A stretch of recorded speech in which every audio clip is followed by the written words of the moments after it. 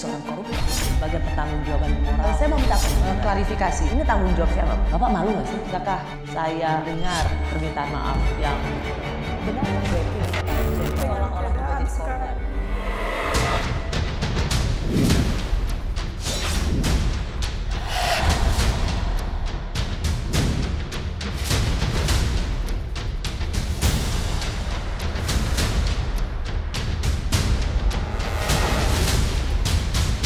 Tak lama lagi, publik sudah bisa mengetahui siapa saja yang akan maju sebagai pasangan Capres dan Cawapres dalam Pilpres 2024.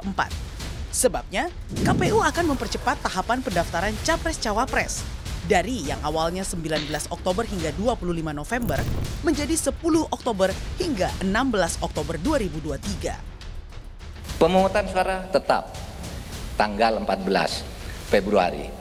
Dengan 10 pendaftaran dibuka tanggal 10 tutup tanggal 16 itu oke. Tapi kalau misalnya mau dibuka tanggal 19 tapi ditutupnya tetap dipercepat 1 bulan menjadi 24 Oktober bukan 25 November. Itu sekarang alternatifnya dan sama-sama bisa diterima secara aturan.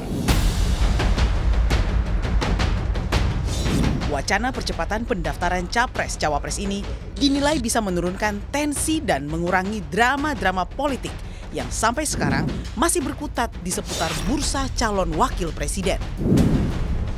Yang ada di kami saat ini adalah 5 cawapres plus Mas Gibran, jadi 6 cawapres itu saja. 6 cawapres yang dimasukkan kan tidak ada nama Bapak Prabowo. Bapak Prabowo sudah declare, bahkan koalisinya sama. Tagline-nya Indonesia Maju. Kriteria dulu, perkara nanti garis tangannya siapa yang jadi itu lain urusan. Kriteria dulu bahwa harus mewakili anak muda. Gibran muda, banyak yang muda. Kalian ada yang daftar?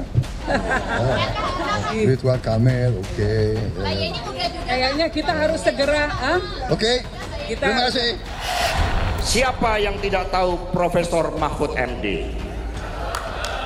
Salah satu bacawa pres yang lurus, tegak, dan suka wedang ronde. Pemikirannya luas hingga beberapa dekade. Di tangannya rakyat semakin pede, saudara-saudara sekalian. Tak hanya saling kunci soal pendamping Capres, manuver bongkar pasang koalisi pun bukan tak mungkin masih bisa berubah mendekati masa-masa pendaftaran. Partai Amanat Nasional berharap agar Partai Demokrat bisa ikut bergabung dengan koalisi Indonesia Maju. Sebab apa? Pernah ada jejak sejarah PAN, Gerindra, Partai Demokrat pernah bergabung di pemilu presiden. Kalau Partai Demokrat bergabung di koalisi Indonesia Maju dan akan berpotensi untuk menambah suara di Pilpres 2024. Untuk PKS kan isunya bukan dengan Mas Anies ya. Dengan Mas Anies kita full jalan terus. Untuk dengan PKB-nya secara prinsip sebetulnya udah nyambung, tetapi prosedurnya di Majelis Syuro. Bongkar pasang koalisi hingga sekedar adu popularitas nama-nama cawapres diharapkan dengan percepatan pendaftaran capres bisa segera berganti dengan adu program politik yang mampu menjawab kegelisahan publik. Karena itulah hakikat mencari pemimpin melalui kontestasi Pilpres.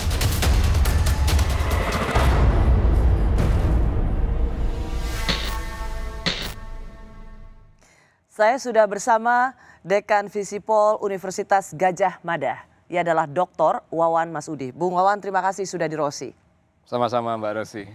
Kita dengar bahwa akan ada usulan bahwa pendaftaran calon presiden tidak lagi di 17 Oktober dan kemudian bulan berikutnya 25 November ditutupnya. Tetapi maju ke 10 Oktober sampai 16 Oktober. Ini apa yang Anda baca? Apakah memang ada soal-soal teknis atau ini sangat politis? Yang pertama, jelas ini politis. Mengapa politis? Kita tahu bahwa proses dan dinamika untuk pembentukan koalisi ini sudah berlangsung sangat panjang. Ada banyak ketidakpastian di situ. Dan upaya untuk memajukan proses pendaftaran calon dan mempersingkat bisa jadi merupakan upaya untuk segera memberikan kepastian kepada publik, Mbak Rosi, terkait dengan siapa sesungguhnya yang nanti akan menjadi capres dan cawapres kita. Dari sisi publik, situasi ini tentu memberikan keuntungan. Mengapa? Kita sudah lama mengikuti drama proses pembentukan koalisi yang naik turun berpasangan A dengan B, B dengan C, lalu berubah lagi B dengan A dan seterusnya lah ya. Artinya publik saya kira juga butuh kepastian agar sesegera mungkin kita bisa mengetahui siapa yang kelak akan menjadi kontestan untuk pilpres kita.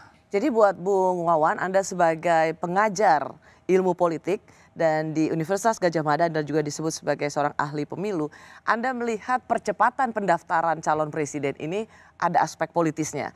Tetapi baik buat masyarakat. Sangat bagus buat masyarakat dalam perspektif saya.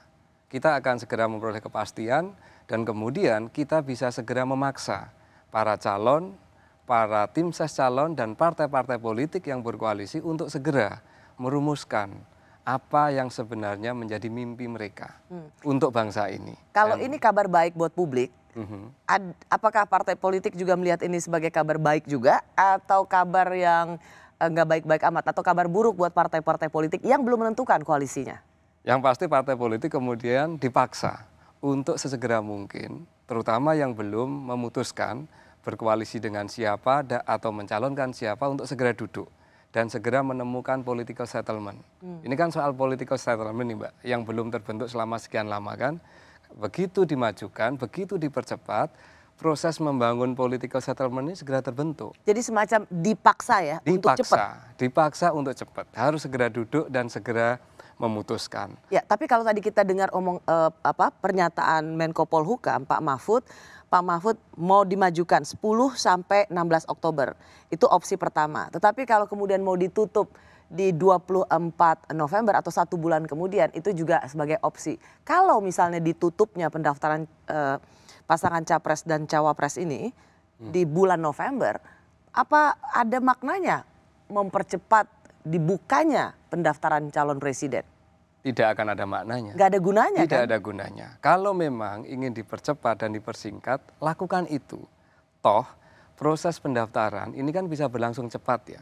Dan saat ini pun saya kira partai politik dan calon-calon yang memang sudah mulai muncul ini kan sudah mempersiapkan banyak hal. Oke, jadi kalau kita tahan di situ Bung Wawan. Jadi kalau memang sudah ada opsi 10 sampai 16 Oktober, berarti kan ditutup nih 16 Oktober. Ya udah itu aja. Yes. Jangan dibuka lagi opsi bahwa penutupan pendaftaran calon presiden bisa 1 bulan kemudian.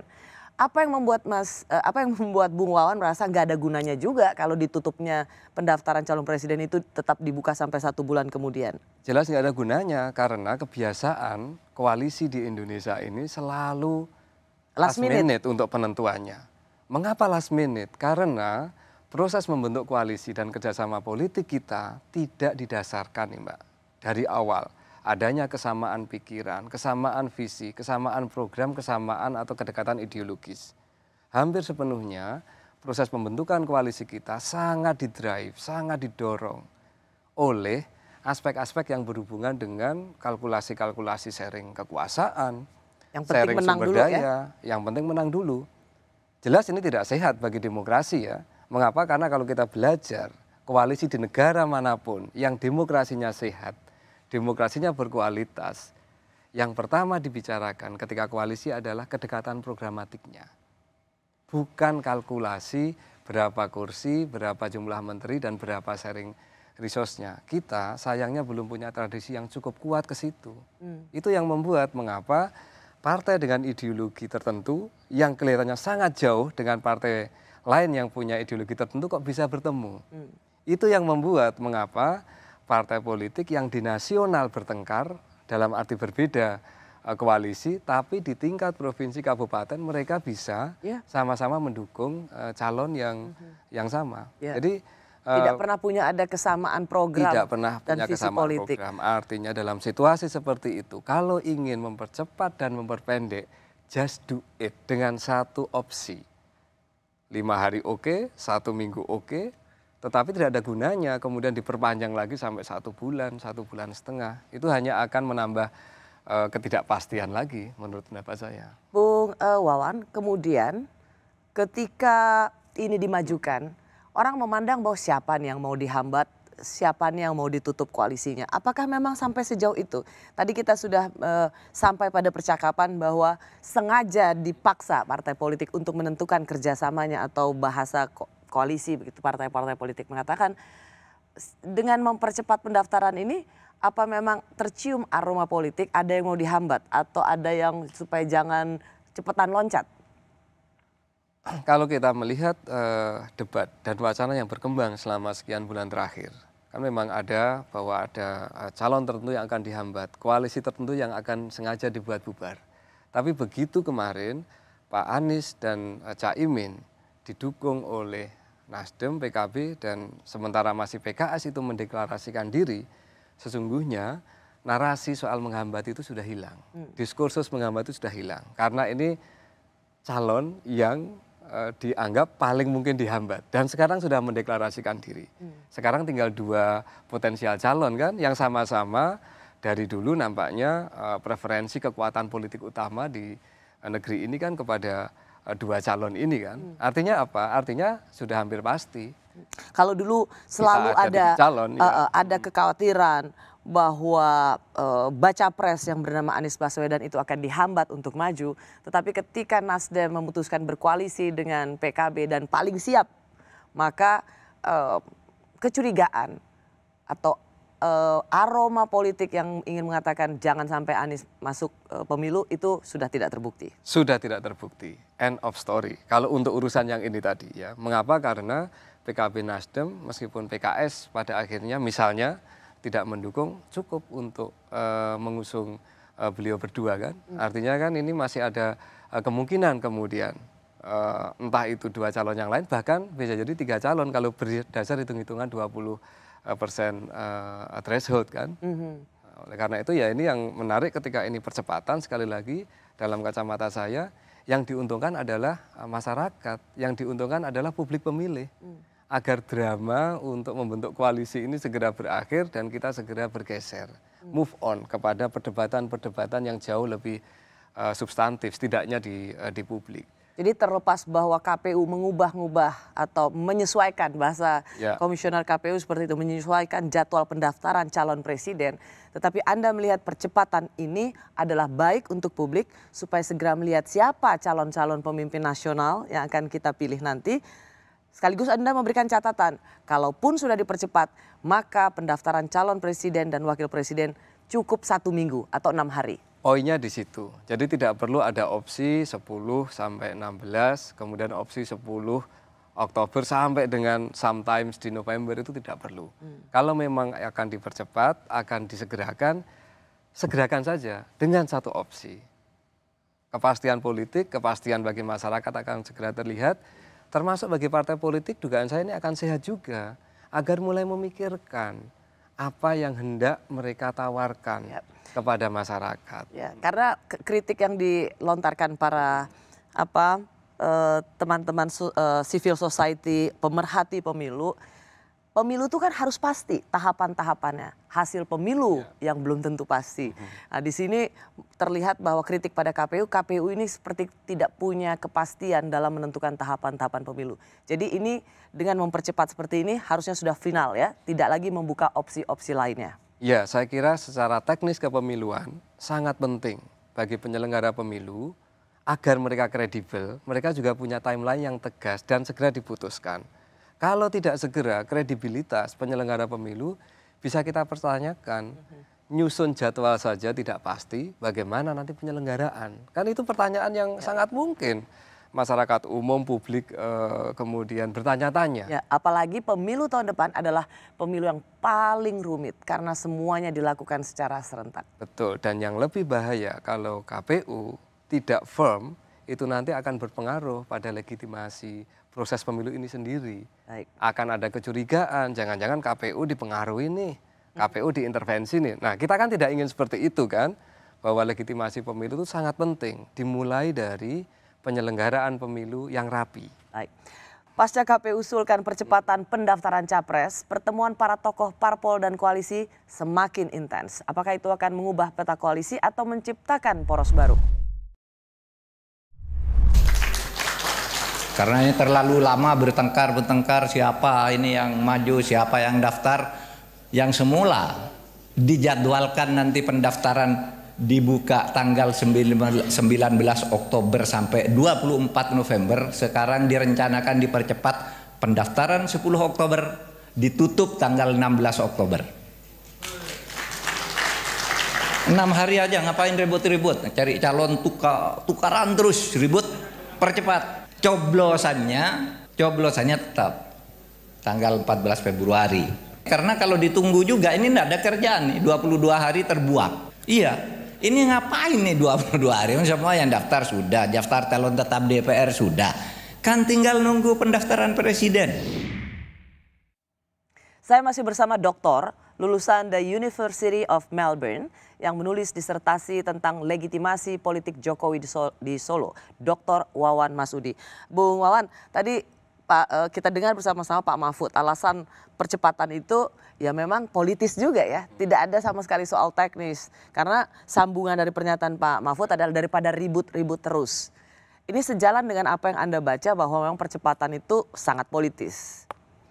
Iya, meskipun mestinya bisa jadi pernyataan beliau tidak harus soal ribut-ributnya.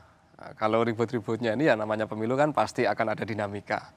Mestinya argumen yang diusung adalah sekali lagi soal bagaimana agar proses untuk membentuk koalisi atau kerjasama politik ini segera settle. Mestinya seperti itu arahnya. Tapi Bung, kalau membaca pernyataan Pak Mahfud sebagai Menko Polhukam, daripada ribut-ribut terus, sebenarnya apa? Pesan apa yang ingin disampaikan Pak Mahfud daripada ribut-ribut terus? Yang ribut ini kan sebenarnya para elit, Mbak Rosi. Masyarakat kita kan nggak ribut ya. Bisa jadi ketika beliau ribut-ribut ingin punya kepastian juga jangan-jangan kan dari sisi pemerintah mungkin agar bisa segera move on ke sesuatu yang lain. Atau mungkin ada aspek-aspek tertentu ya. Karena ini kita tahulah ya bahwa calon ini kan semuanya khususnya untuk calon wakil presiden kan belum ada yang settle ini. Banyak sekali tokoh-tokoh yang muncul di media, yang didiskusikan. Ya, termasuk Pak Mahfud. Termasuk beliau, termasuk yang lain juga kan, banyak menteri juga yang ada di situ. Bisa jadi ya proses untuk segera ada kepastian di banyak aspek ini menjadi sangat penting. Tetapi kalau dari sisi normatif ya bisa jadi ada benarnya yang disampaikan oleh Pak Mahfud, sisi normatifnya. Tapi tentu pernyataan itu dibuat karena ada konteks-konteks tertentu kan, apakah itu terkait dengan penunjukan tokoh ataukah terkait dengan sekali lagi kepastian partai-partai ini akan seperti apa. Kalau kita lihat misalnya setelah Demokrat tidak lagi bersama koalisi perubahan, lalu kemudian ada ajakan berkoalisi oleh Pak Prabowo. Kita lihat bagaimana Pak Prabowo waktu itu memberikan pernyataannya. Saya tegas di sini, saya tidak minta dukungan kalian. Tegas, saya tidak minta, tapi dalam hati saya berharap. Loh, enggak, berharap boleh kan? Boleh. Coba Bawaslu, berharap boleh nggak? Boleh. Berharap kok, terserah. Lo mau dukung gue, nggak dukung gue, terserah. Tapi kalau anaknya Purnawirawan nggak dukung gue, kebangetan. Terima kasih. Itu sebenarnya ditujukan pada keluarga Purnawirawan, anak Purnawirawan. Tapi kemudian dianggap wah ini juga salah satu ajakan untuk Partai Demokrat yang kental dengan warna Purnawirawan. Banyak orang yang mempertanyakan pada Demokrat mau kemana setelah tidak lagi di koalisi perubahan. Untuk Anda, DNA-nya Pak SBY atau Partai Demokrat ini lebih ke PDIP atau ke Gerindra? Sebelum ke situ, pernyataan Pak Prabowo itu sangat menarik ya untuk menunjukkan perubahan karakter dan gaya berpolitik Pak Prabowo yang sekarang mencoba untuk jauh lebih cair ya dan bisa jauh lebih guyon ya. Nah kembali ke soal maksudnya berubahnya kenapa? Ya berubahnya menjadi dibanding dulu kan, sekarang jauh lebih informal. Dulu jauh emang lebih kenapa? Apa yang Anda lihat dulu? Saya kira sekarang beliau banyak belajar lah ya. Ketika sudah di pemerintahan, sudah berinteraksi mungkin juga dengan Pak Jokowi, mempelajari gaya politik yang membuat Pak Jokowi menang kira-kira apa. Dan jangan-jangan informalitas dan politik yang cair ya, komunikasi yang cair itulah yang kemudian bisa membantu. Kalau dulu kan beliau terkesan sangat tegas, firm, dan kemudian direct kayak gitu. Guyonnya kurang banyak. Nah sekarang kan mungkin bisa lebih membuat sosok beliau berbeda di mata banyak pihak kan, termasuk belajar dari pengalaman dulu ya, bahwa ternyata harus mengikuti gaya Pak Jokowi gitu kalau mau menang. Bisa jadi salah satunya. Tapi kembali ke soal DNA Partai Demokrat, ya jelas kita tahu bahwa di Partai Demokrat ini kombinasi antara purnawirawan militer dengan sipil kan cukup banyak ya. Tetapi kalau Pak SBY sendiri kan memang sangat kental militer. Tapi jangan lupa Mbak Rosi, Pak SBY ini kan militer yang juga nuansa sipilnya kan kuat. Ya. Ketika beliau militer aktif pun juga sangat dikenal sebagai sosok jenderal yang punya karakter dan gaya serta pemikiran. Dan ia menjadi bagian dari reformasi TNI. Dan menjadi bagian dari reformasi TNI. Artinya apa? Dugaan saya Pak SBY ini masih dan timnya tentu saja membuka ruang komunikasi yang cukup setara, baik kepada kubunya Pak Prabowo maupun kubunya Pak Ganjar, dalam konteks ini PDIP. Persoalan mau melabuhkan kemana, dugaan saya ini terkait dengan kalkulasi nanti untuk pemilu legislatifnya, itu yang pertama. Yang kedua tentu posisi Pak AHY sendiri sebagai ketum Demokrat nanti dalam koalisi akan berperan seperti apa jika misalnya nanti menang. Jadi ini sekali lagi soal kalkulasi terkait dengan sharing kekuasaan yang nantinya mungkin harus dilakukan atau pasti dilakukan setelah proses Pilpres. Nah, kecocokan atas negosiasi inilah yang akan menentukan. Dan juga seberapa saya yakin komunikasi antara Demokrat dengan Gerindra mungkin jauh lebih leluasa antara pimpinan partai politiknya tentu. Dan yang lagi ditunggu oleh Demokrat komunikasi antara Pak SBY dan Bu Mega. Meskipun demikian, apakah menurut Anda syarat itu akan sesuatu yang akan dimajukan? Yaitu ada pertemuan dulu dengan Bu Mega dan Pak SBY, baru kemudian ini terjadi. Atau bisa saja tanpa pertemuan kerjasama ini bisa terjadi? Saya kira tim pendahuluan dari masing-masing partai ini kan terus bekerja ya. Kalau kita lihat ya, pernyataan-pernyataan di media oleh para politisi, kedua partai kan mengindikasikan ada pertemuan-pertemuan yang berlangsung. Dan bahkan Mbak Puan dan Pak AHY kita tahu sudah sempat melakukan pertemuan juga. Seandainya ini berlangsung, ini merupakan kelanjutan dari komunikasi yang sudah dibuat. Persoalan apakah nanti kemudian ada pertemuan langsung antara Pak SBY dengan Bu Mega, pertemuannya terbuka atau tertutup kita juga belum tentu tahu kan. Bisa jadi ada pertemuan tertutup. Menjadi sejarah ya? Tapi akan menjadi sejarah. Dan bagi Pak SBY sendiri saya kira itu sesuatu yang sangat diharapkan. Itu sesuatu yang sangat diharapkan. Baik, kalau kita pindah pada koalisi lain, misalnya sekarang yang namanya koalisi perubahan Nasdem dengan PKB. PKS pada dasarnya menyetujui, tetapi masih harus berdiskusi dengan Majelis Syuro. Masih ada peluangkah PKS ini loncat ke pihak Pak Prabowo, mengingat rekam jejak PKS selalu bersama Gerindra? Peluang itu tentu ada, namun sampai saat ini saya kira PKS sangat nyaman dengan Pak Anies. Bahwa mengusung seorang calon presiden tujuannya kan tentu bukan hanya sekedar untuk memenangkan calon presiden yang diusung, namun juga membawa efek elektoral ya. Untuk kemenangan di parlemen. Untuk kemenangan di parlemen. Jadi menurut Anda PKS jauh lebih bermanfaat tetap mengusung Pak Anies dibandingkan mengusung Pak Prabowo? Kalau dengan Pak Anies, PKS bisa mengklaim 100%. Ini calon presiden kita dan kemudian bisa membawa elektoral. Karena Pak Anies tidak memiliki partai. Tapi kalau Pak Prabowo, jelas Pak Prabowo memiliki attachment sangat erat dengan Gerindra. Karena beliau adalah pendiri dan sekaligus ketua umum partai Gerindra. Jadi ini bagi PKS kan menghitung juga ini.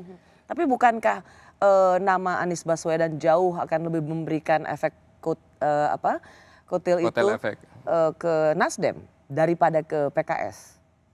Survei kenyataannya di berbagai lembaga menunjukkan bahwa pemilih PKS akan jauh lebih identik dengan Anies Baswedan.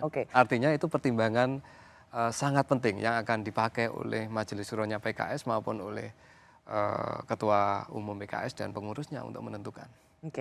Gugatan uji materi batas usia Capres-Cawapres belum juga diputuskan Mahkamah Konstitusi. Apakah ini yang membuat koalisi masih saling kunci nama calon wakil presidennya? Kita tahu dan kita kenal siapa yang merebut Konstantinopel yang sekarang menjadi Istanbul. Namanya Muhammad Al-Fatih. Usia berapa? 17 tahun. Kemudian beberapa pejabat, ya sekarang disebut pejabat, kalau dulu kan khalifah, itu rata-rata berusia muda. Ini umpama. Kalau nanti MK memutuskan bahwa untuk menjadi presiden atau wakil presiden batas maksimalnya 70 tahun, berarti akan ada capres yang gagal. Nah ini saya tidak mengomentari apa putusannya. Maksud saya begitu pentingnya kedudukan Mahkamah Konstitusi. Makanya sekarang masih maju mundur ini pencapresan ini. Saya masih bersama pengajar politik dan pemilu Universitas Gadjah Mada, Dr. Wawan Masudi. Bung Wawan, kita sudah mendengar bersama-sama dan ini juga menimbulkan reaksi dari banyak orang ketika seorang Ketua Mahkamah Konstitusi mengatakan ini. Sebelum saya bertanya lebih lanjut, pertanyaan saya pada Anda adalah apa yang Anda tangkap dari pernyataan Ketua MK ini? Dalam konteks etika politik, semestinya Ketua MK tidak menyampaikan hal tersebut secara terbuka. Dalam arti seandainya harus berkomentar, cukup mengatakan MK sedang melakukan proses pencermatan, proses penyusunan, dan akan berdasar pada koridor konstitusi. Ini saya kira sangat penting. Mengapa? Kita bicara hukum, ini kan bukan hanya soal isi dan konten hukum, Mbak Rosi, tapi juga politik hukumnya itu apa. Jadi ini benar-benar Anda lihat tidak etis ya? Menurut pendapat saya tidak cukup etis. Tidak ada undang-undang yang dilanggar. Tidak wise, tidak cukup bijak lah. Karena beliau adalah Ketua MK, bukan profesor hukum misalnya ya. Ini Ketua MK, lembaga yang sangat kita meskipun MK itu kan keputusannya kolegial, jadi bahkan satu orang Ketua MK sendiri tidak mungkin bisa memonopoli hasil putusan MK. Kolegial, tetapi kan ini simbol, Mbak.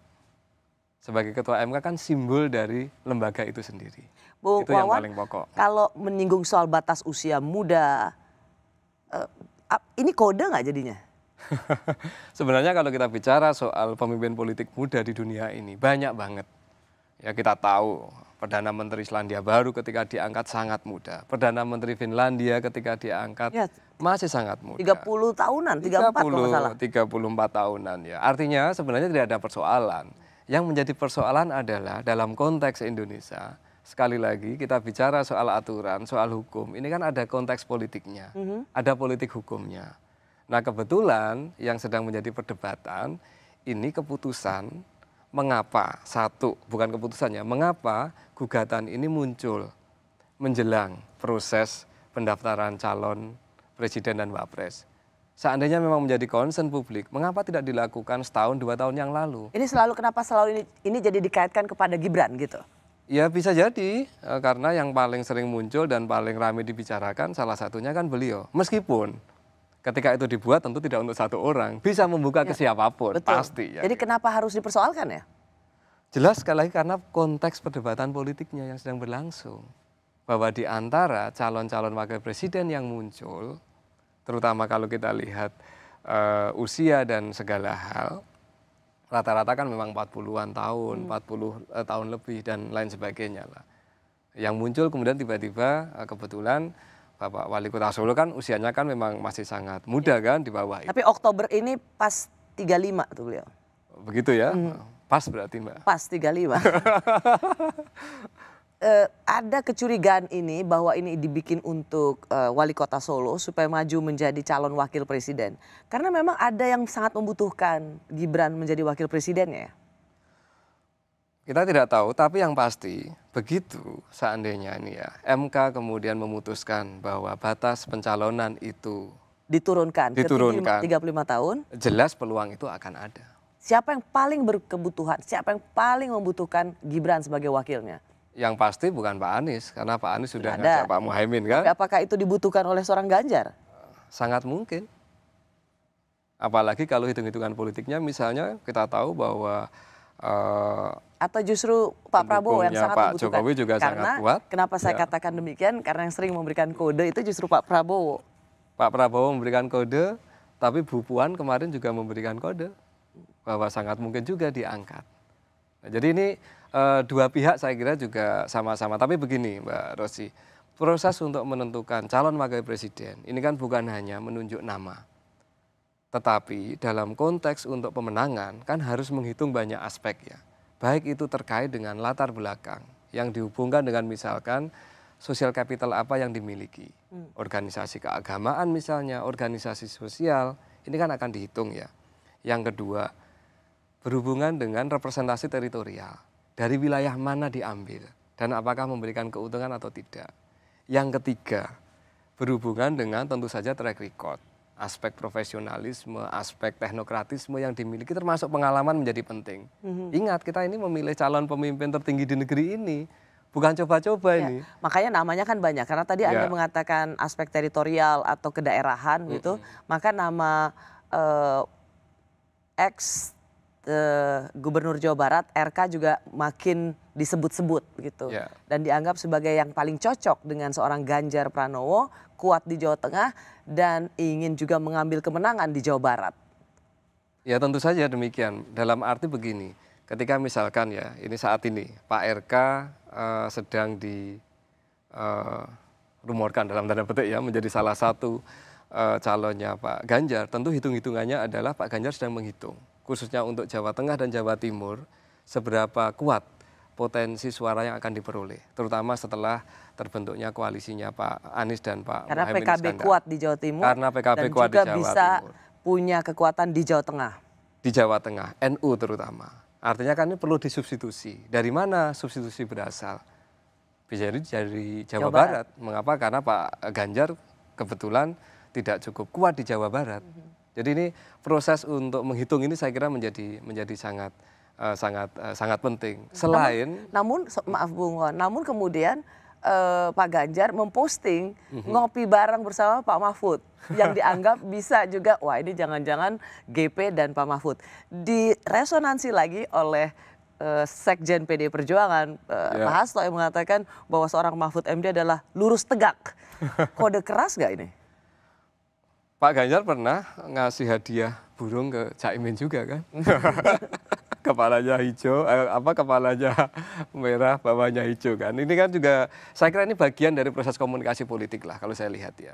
Pak Ganjar bagaimanapun juga karena belum memiliki pasangan, pasti akan membuka komunikasi-komunikasi politik ke berbagai pihak. Tentu pihak yang diajak komunikasi yang punya potensi, itu udah pasti. Dan bagi Pak Mahfud tentu potensinya sangat clear ya. Selain profesional dalam bidang hukum dan pengalaman panjang di ketatanegaraan, beliau adalah representasi atau bisa menjadi representasi dari kekuatan NU maupun dari Jawa Timur, khususnya daerah Tapal Kuda, Madura dan lain sebagainya. Bung Wawan, apakah dengan percepatan pendaftaran Capres-Cawapres ini oleh KPU di 10 Oktober nanti, maka itu juga akan mempercepat hasil kita mendengar putusan MK soal batas usia Capres-Cawapres? Idealnya lembaga seperti MK ketika memutuskan itu harus menghitung betul bagaimana suasana publik. Kalau memang sudah waktunya diputuskan, mestinya segera diputuskan. Ini menjadi sangat penting. Jangan sampai semua lembaga negara itu ikut-ikutan untuk memberikan ketidakpastian dan membuat publik bertanya-tanya. Jadi kalau menurut pendapat saya, kalau memang ingin segera diputuskan, ya harus diputuskan. Toh semua orang kan tahu, tahapan pemilu kita semakin dekat. Bahwa tahapan pemilu kita harus segera dilaksanakan. buat apa harus menunggu-nunggu atau menunda sebuah keputusan kalau memang sudah diputuskan. Ini kan mempermainkan emosi publik jadinya.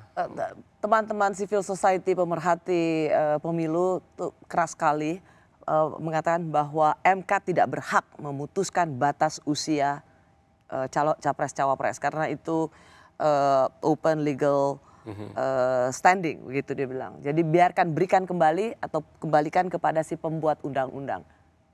Anda? Semuanya saya kira masih spekulatif karena kita juga tidak pernah tahu keputusan MK itu seperti apa. Karena prosesnya pun, proses untuk penyusunan kan ini masuk ke dalam kerahasiaan negara kan, Mbak. Kita tidak pernah tahu. Karena bisa saja MK kemudian memutuskan sesuatu yang di luar imajinasi kita. Mengatakan misalnya bahwa kami tidak bisa memutuskan atau mengadili perkara ini karena urusan ini adalah urusan undang-undang yang dibentuk misalkan oleh Presiden dengan DPR. Jadi spekulasinya kan jadi nggak karu-karuan semuanya. Justru karena spekulasi yang muncul itu bisa apapun, sebaiknya kalau memang sudah ada proses yang berlangsung, dan prosesnya kan memang sudah berlangsung, tinggal penyusunan, sebaiknya MK segera memutuskan. Dan saya yakin bijak kok Mbak, hakim-hakim MK ini saya yakin banyak atau hampir semuanya bijak lah. Kita harus trust di situ dulu. Oke. Ya. Kalau Anda, apakah Anda cukup mau juga bisa mengambil semacam analisa? Ini kira-kira diputuskan ideakan, maksudnya dikabulkan atau akan dikembalikan pada si pembuat undang-undang soal batas usia? Saya terus terang tidak tahu ya Mbak ya. Itu akan seperti apa ya. Tetapi dugaan saya MK seperti halnya sebelum-sebelumnya, dugaan saya ini. Seandainya itu tidak clear, pasti akan membuat keputusan yang bersifatnya antara atau agak mengambang dalam arti tidak langsung iya atau tidak, tapi mengembalikan ke proses ini sebagai bagian dari open legal standing dan lain sebagainya. Saya kira akan ke situ arahnya. Nah terakhir saya mau bertanya seperti ini, ada nama RK tadi, apakah nama RK ini untuk Golkar karena untuk Munas itu sudah diamanatkan adalah ketumnya. Apakah nama RK dari Golkar ini sebagai sebuah added value bagi Partai Golkar atau justru menjadi kegamangan bagi Partai Golkar karena sudah ada ketumnya, tapi kemudian ada waketum yang secara elektabilitas jauh lebih dari ketua umum Partai Golkar? Jelas itu mungkin secara internal itu dilematis bagi Golkar. Tetapi jelas mungkin Golkar juga menghitung kalau misalkan Pak RK jadi berpasangan dengan salah satu calon ya, khususnya dalam konteks ini misalkan Ganjar, bisa jadi akan menjadi keuntungan jangka panjang juga kalau Pak Ganjar menang. Tetapi tentu karena Golkar secara formal terikat dalam koalisi dengan Koalisi Indonesia Maju. Koalisi Indonesia Maju saat ini tentu Golkar akan mendiskusikan itu secara serius dengan Koalisi Indonesia Maju.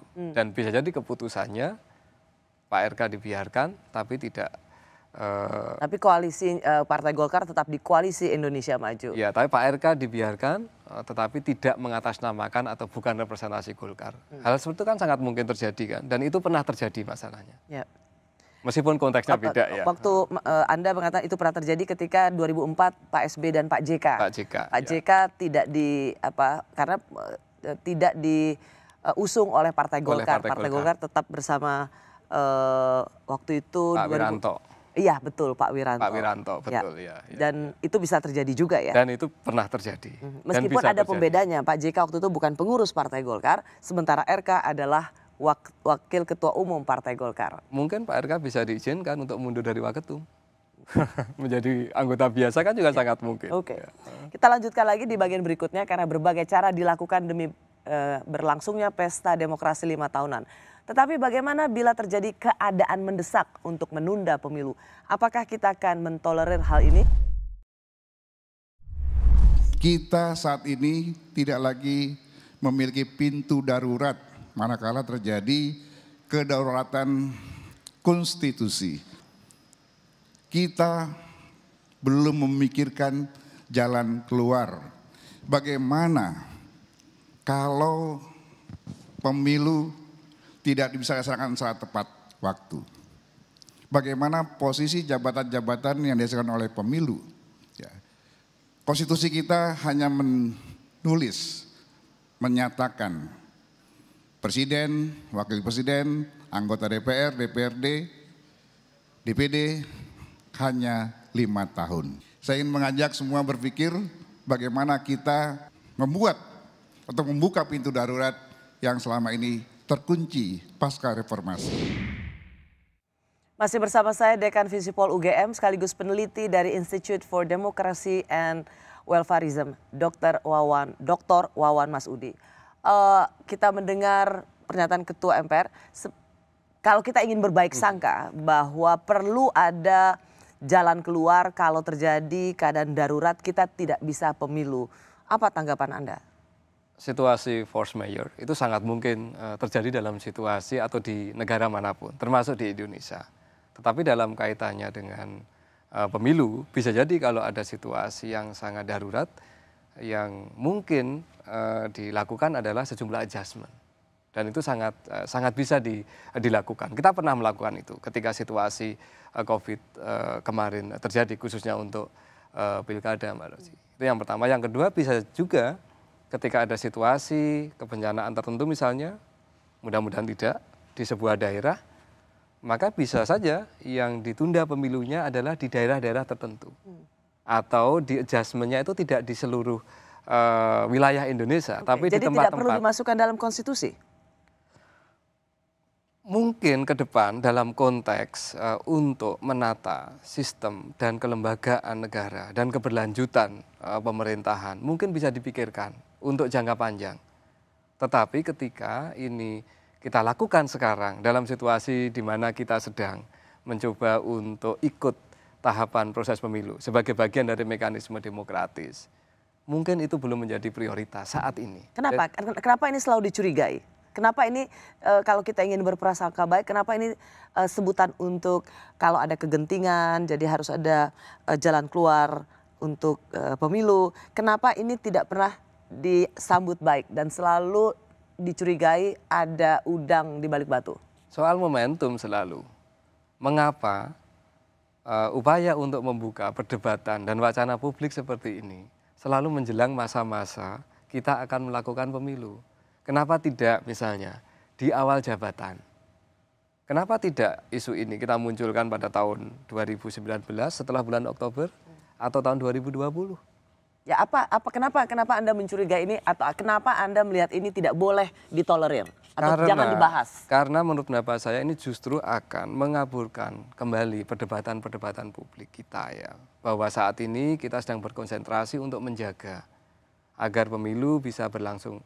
Ingat Mbak Rosi, pemilu itu merupakan ukuran paling dasar dari proses konsolidasi demokrasi. Makanya, oke itu dipahami. Tapi kenapa sebuah sebuah wacana kalau ada kegentingan, maka kita harus punya instrumen konstitusi untuk penundaan pemilu. Kenapa ini menurut Anda nggak boleh dibahas atau jangan dibuka pintu untuk ini? Kenapa?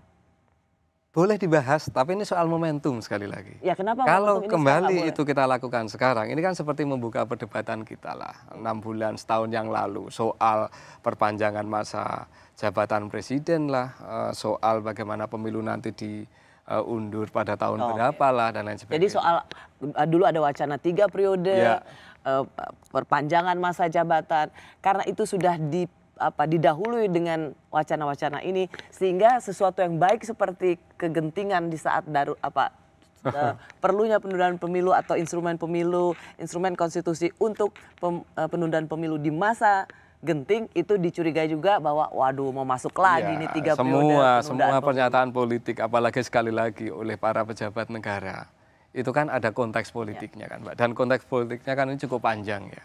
Nah karena itu kalau saya lebih baik memastikan agar proses dan kualitas pemilu kita ini bisa optimal. Seandainya ada narasi atau diskursus seperti itu, ya pelan-pelan saja, tidak perlu dibuka terlalu untuk saat ini. Untuk saat ini. Itu juga sepertinya dijawab oleh Pak Menko Polhukam ketika menyatakan bahwa sudah ada usulan untuk mempercepat pendaftaran capres. Karena Pak Mahfud sekali lagi mengatakan kita akan melakukan pemilu tepat waktu, Tepat sesuai dengan yang sudah direncanakan. Sekali lagi Pak Mahfud sebagai Menko Polhukam menutup wacana bahwa itu tidak akan ada penundaan pemilu. Dan itu sangat sehat untuk demokrasi kita. Baik, terima kasih Dr. Wawan Masudi. Terima kasih sudah di Rosi. Sama-sama Mbak Rosi. Ya. Terima kasih juga bagi Anda yang sudah menyaksikan program Rosi. Tetaplah di Kompas TV, independen terpercaya. Sampai ketemu Kamis depan.